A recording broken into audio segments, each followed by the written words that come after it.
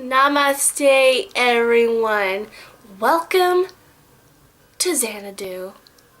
You know what? I actually really love that. I think I'll say that every time I make a video like this now. This video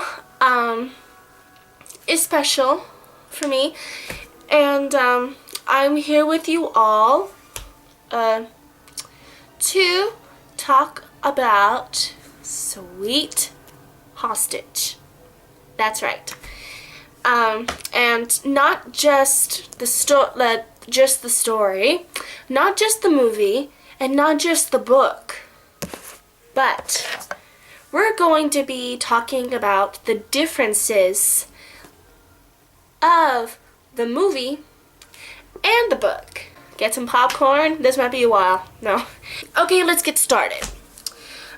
For those of you who do not know what the heck I'm talking about, I'm talking about, like if you haven't seen the film, I'm talking about Sweet Hostage that came out in 1975, and the film stars Linda Blair and Martin Sheen.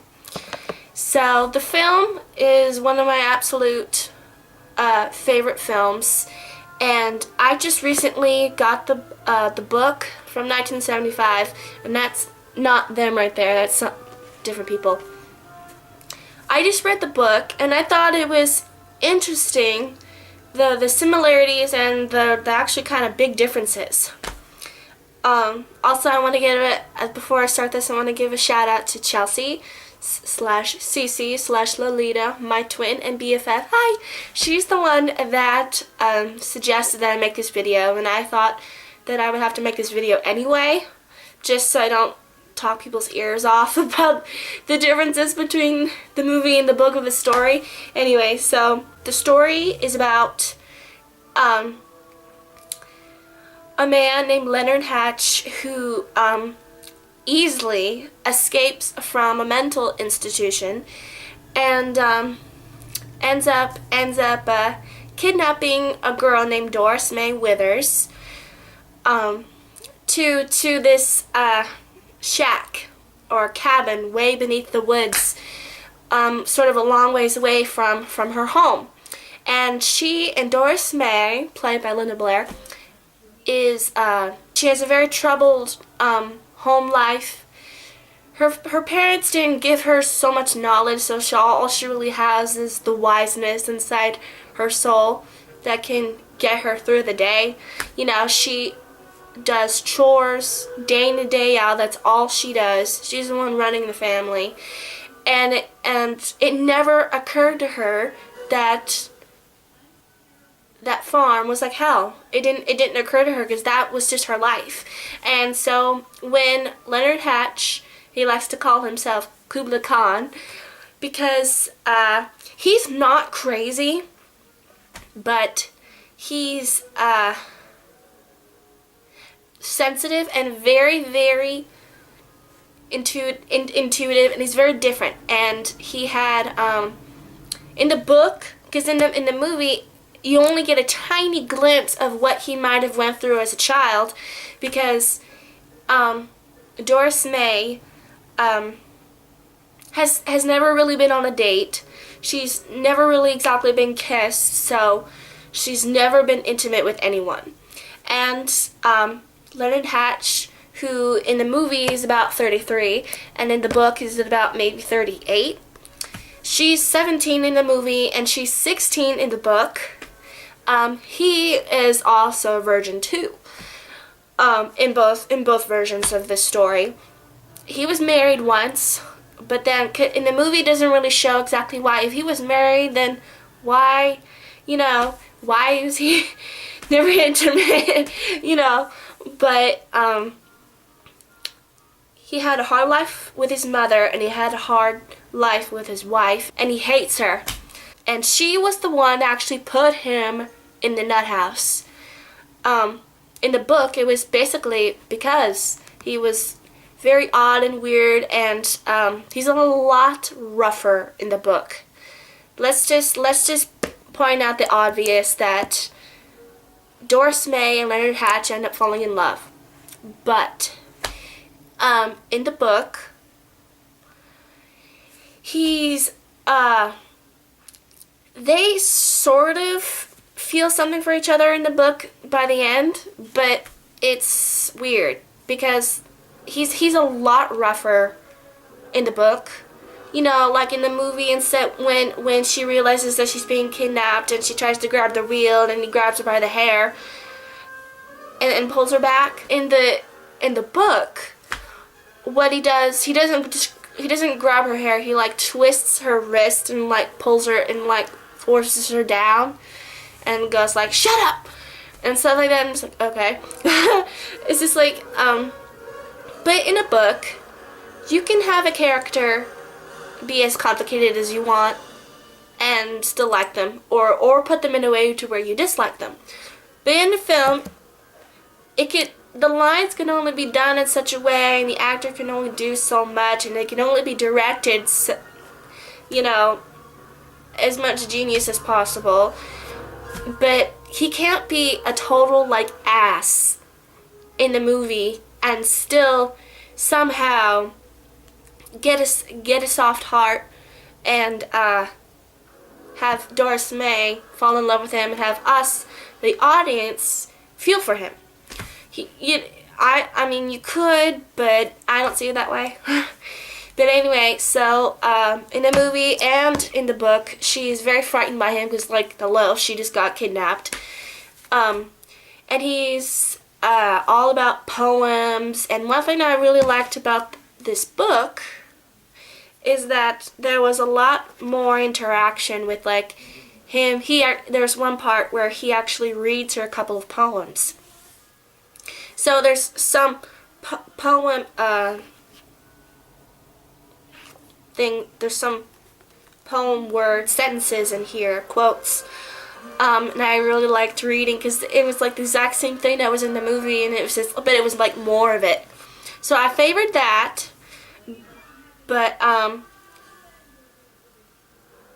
thought the ending of this book was a little abrupt. You know, kind of like, spoiler alert, he dies. He ends up shooting himself in the head. I guess it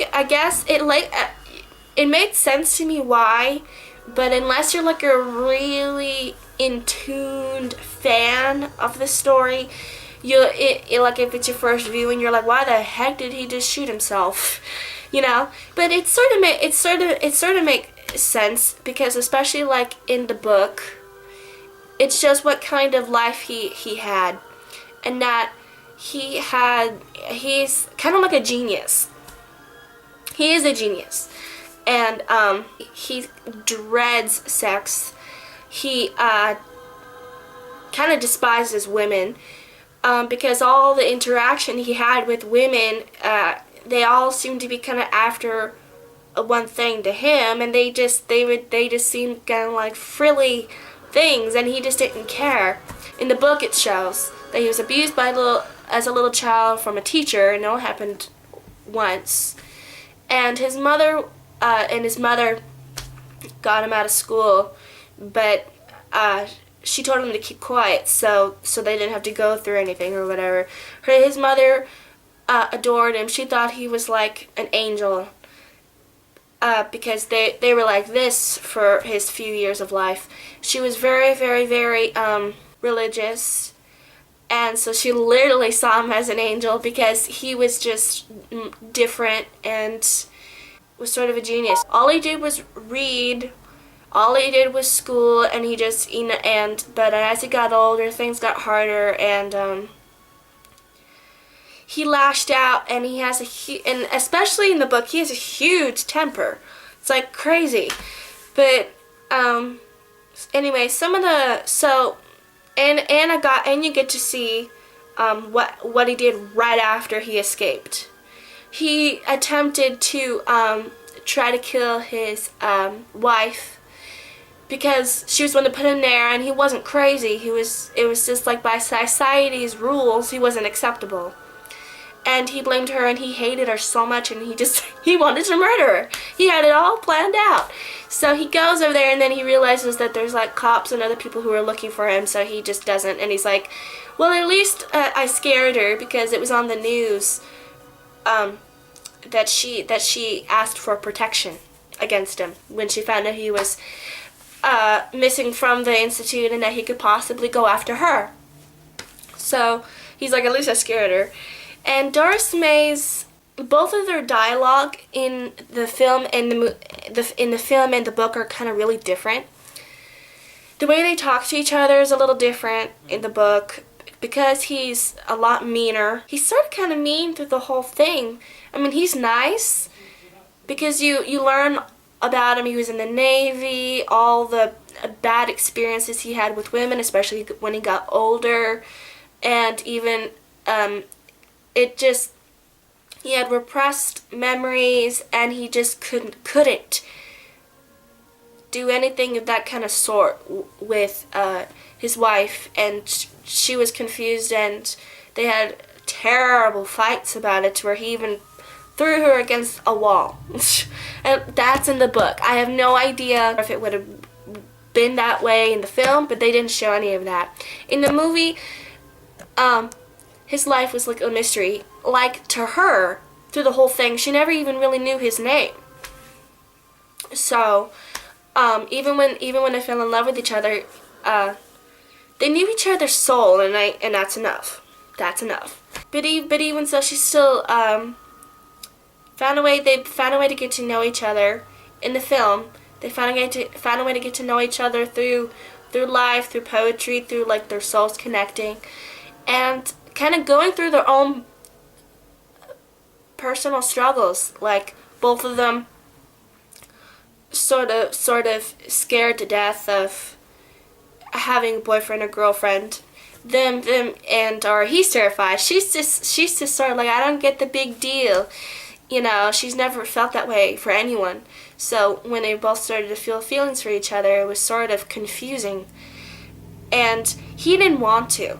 Like, but he didn't want to feel anything for her, because that was like his motto, to just be a loner, not trust anyone. But he realized that he just like found someone who was kind of like exactly like him, just in a girl version, because they thought a lot alike. And they read a lot of more poetry together in the book.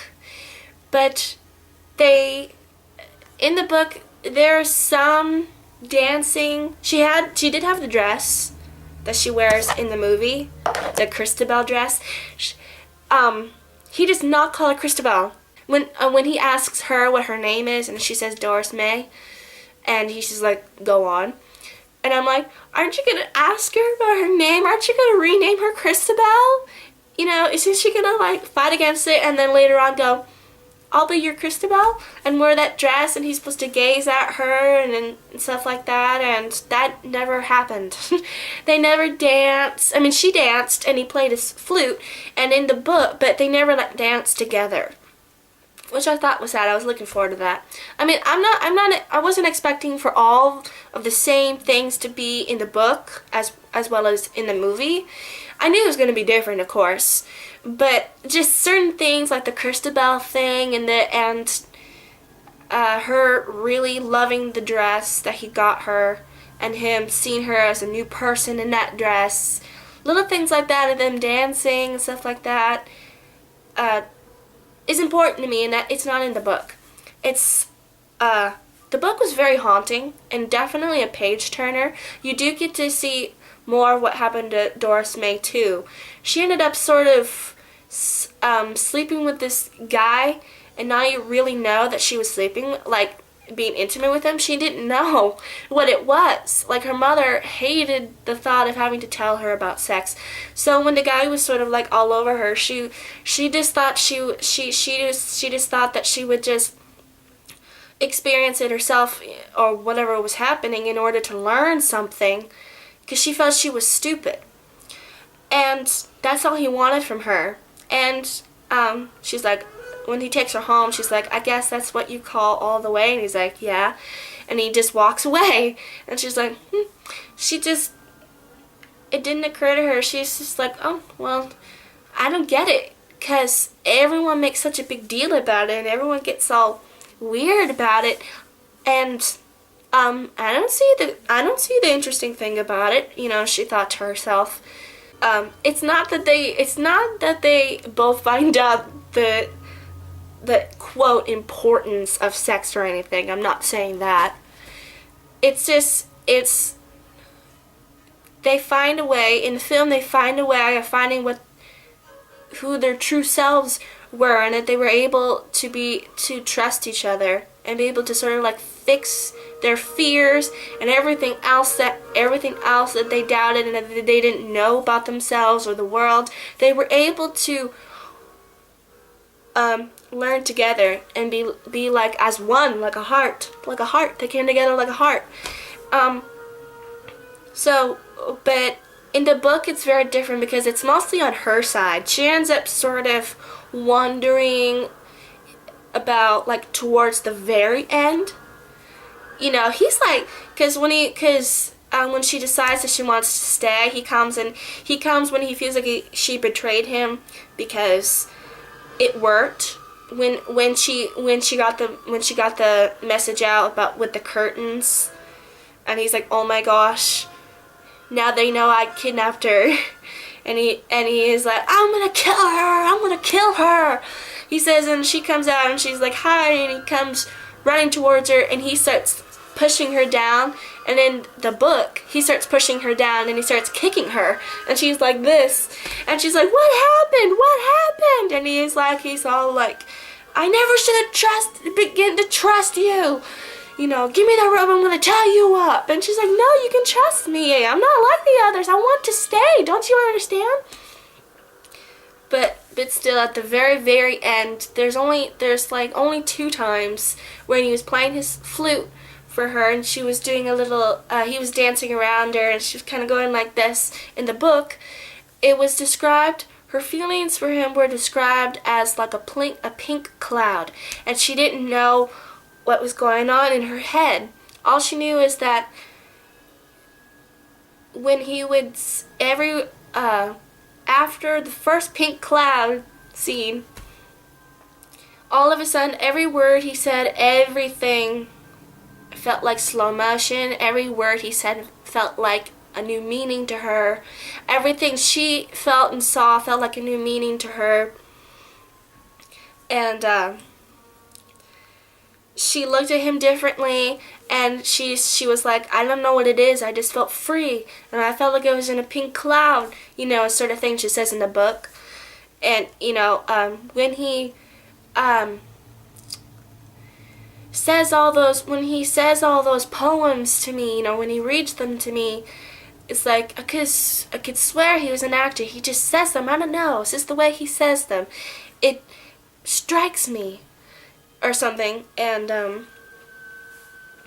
so there's a lot more of his life and there's a lot more of her life that wasn't exactly shown in the movie. You saw more of Doris May's life in the movie, but there was a lot more background, a lot more in the book. But I guess it doesn't exactly matter. I mean, you get enough of what it's like for her at her home. But she never sort of got taken advantage of by a boy yet, the way it was done in the movie. In the book, she got taken advantage of by a boy before he kidnapped her.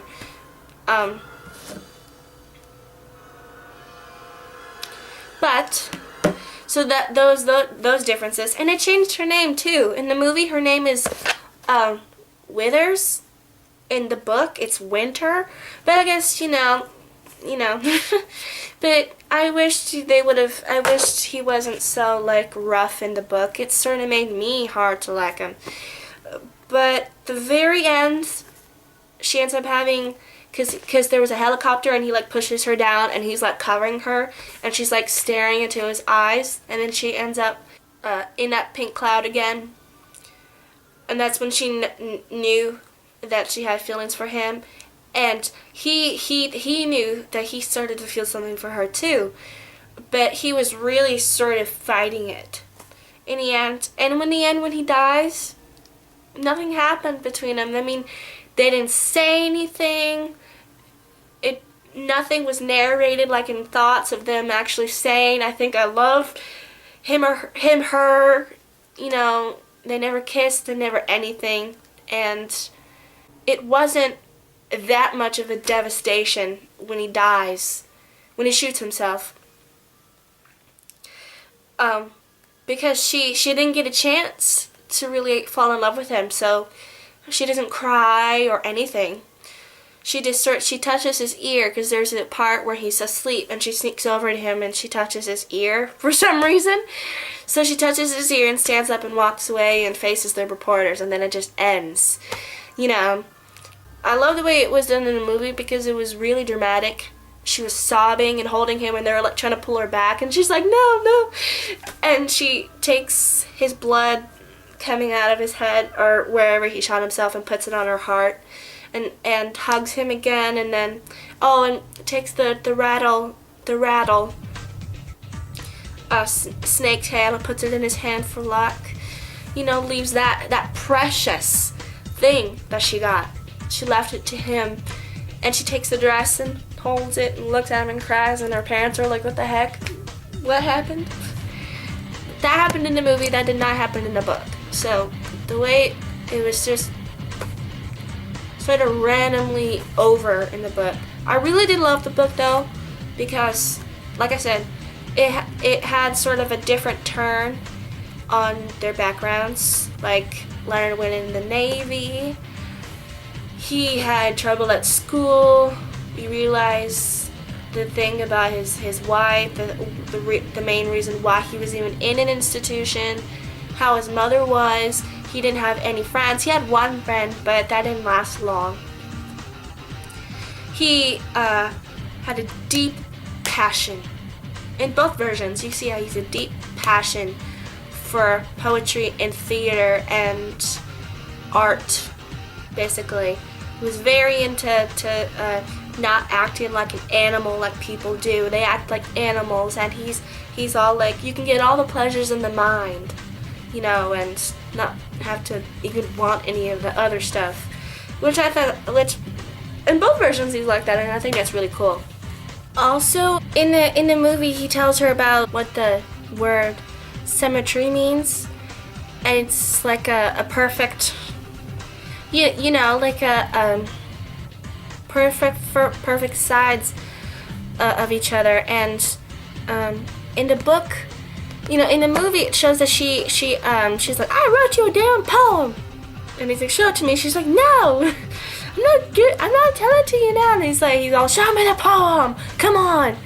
And you know, her lovely little poem. She tells him close to the end of the movie, Cabin of the Dawn by Doris May Wheelers.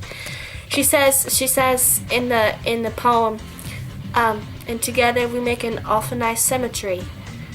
And in the book, that doesn't happen. There's never any word about symmetry. She never writes a poem. There's clear that she kind of wants to, but or she's really starting to love it, but she never makes one for him. She never, you know, there's nothing about them being sort of perfect in line with each other or anything like that. So that's another one of the differences. The symmetry thing in her poem, Cabin of the Dawn, is not in the book. So anyway, I don't know. I mean, you could call it a love story, I guess. It's kind of like a remake of this film, because this one is a love story, and this one kind of isn't. I don't know how else to put it. It's like a potential or whatever love story, and then it just got killed. But it is very well written. I loved the backstories. But some of the dialogue between them is different. Like the way Doris May talks is different. The way he talks is a little different. He's a lot rougher. Like when she's running away when she's trying to run away, and he doesn't say, you know, Christabel, where are you? Are you praying by the oak tree?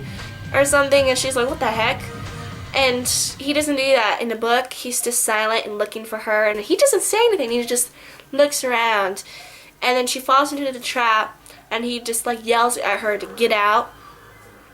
And then when she's like already halfway out, he like drags her up by her shirt, and he's like, okay, walk. And she's like, I can't, my ankle. And he's like, your ankle's fine, just go.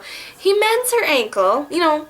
He does take care of her ankle, and she's like confused, like, you were like a bastard a minute ago. Why are you tending to me like a baby? You know. But he's still like always in a temper in the book. I get so like in real life, if it was like that, she definitely wouldn't feel anything for him, and he wouldn't feel anything for her. I mean, he was pretty rough. There were some points where he even admired her because you saw how smart she really was and how he felt better around her, but he just kept fighting it back. And in the movie, he trusted her a little more, and he didn't regret it.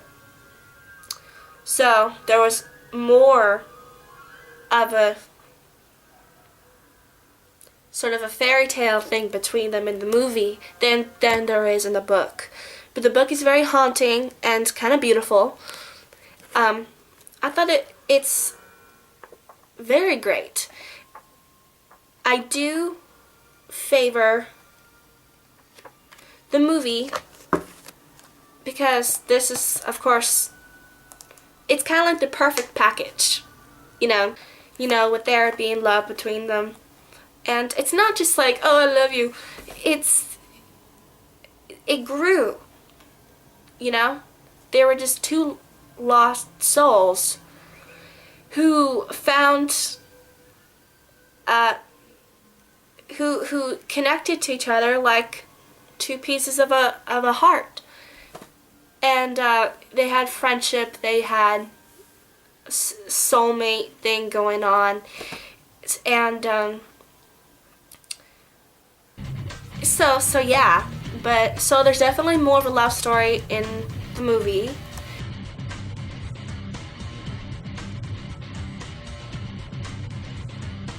But the book, I would definitely recommend. Oh, also Doris May, she didn't just get her life also at home. Her parents were very rough on her, but her father would beat her all her life. You know, he would beat her mother, he would beat her. So it was like post-traumatic stress whenever a letter would come toward her. She was scared he was going to hit her. But it's very good. It's kind of like a remake. It's like a different turn on the same story as this. And she's a lot more terrified, but also kind of more meaner herself in the book. In the book, in her head, she's like constantly always trying to win his trust and manipulate him in order to get out. And it's only not until the very end when she realizes she wants to stay. And even then, she still has to sort of manipulate him in order to calm down. You know? But both are great stories. I'm a hopeless romantic, so I personally would prefer the movie. But anyway, so yeah, you learn the differences between the two are the ages. She's a year younger, he's older in the book. I mean, she's a year younger in the book than she was in the movie. You learn there's a different take and sort of extra stuff on her life and his life and what they've been through and how they got to where they are today. But it's not a love story. So yeah, I guess that would be some of the differences. I guess that's it. But I really did love the book.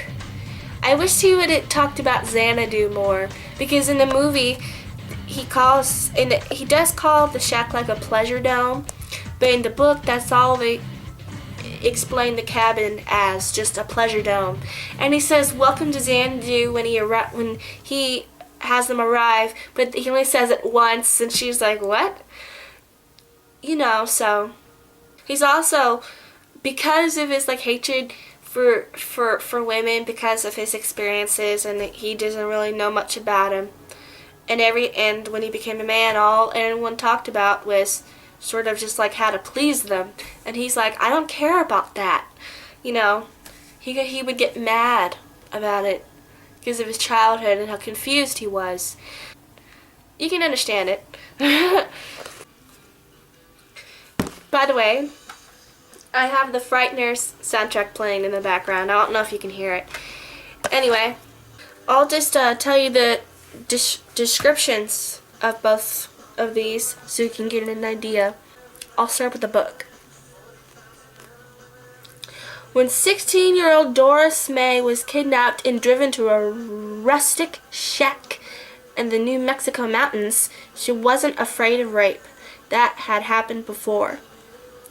And it wasn't so special. Even so, she was terribly afraid. The young man's eyes were strange, his talk even stranger. Did his weird plans include her murder? Oddly, as the bizarre days passed, something akin to love grew between them, and Doris May was drawn dangerously, seductively to her obsessed captor. And he's not obsessed with her, he's just obsessed. You know, and I wouldn't exactly say love. She just sort of begins to understand him and starts to have some kind of that feeling towards him. But before she could say anything and he could say anything back, it's like over. Yeah. And also one thing, he wasn't just older in the book than he was in the movie, but he also has like 3 teeth missing. And it was because when he was robbing a gas station for money, in order to drive around someplace to hide, he ended up hitting into a wall or something and knocking some of his teeth out. You know. Anyway, so thought I'd add that. He has 2 or 3 teeth missing. Now the movie. Was it a kidnapping or a rescue? At first she was too frightened to feel anything but fear. When he captured a girl, he unleashed a woman.